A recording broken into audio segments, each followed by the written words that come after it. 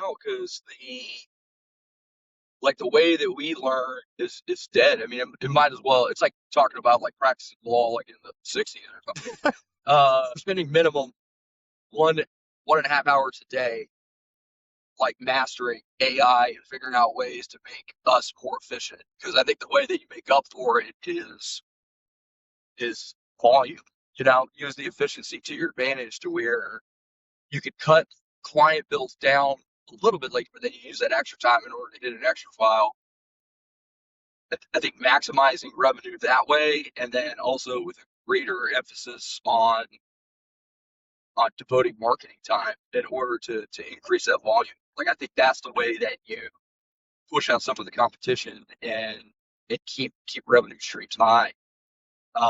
And then hopefully, you just between AI and hiring good people, you're just beating the competition and you're just providing better results and better client contact. I mean, the one thing that's really changed over the past 5 years, the demands from clients with respect to information as to what's going on. I mean, they're like my clients, they just never leave me alone, but if you can devote more time, like take away time that, that actually takes a practice log because AI can handle it, and you can devote more of your time to hand holding and email contact and things like that, just so they know what's happening.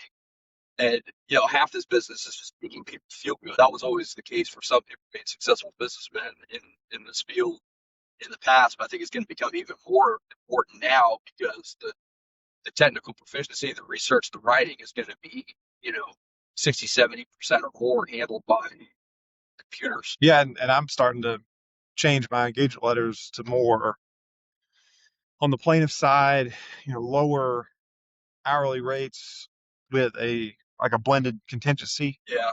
at the end, because we can be way more efficient.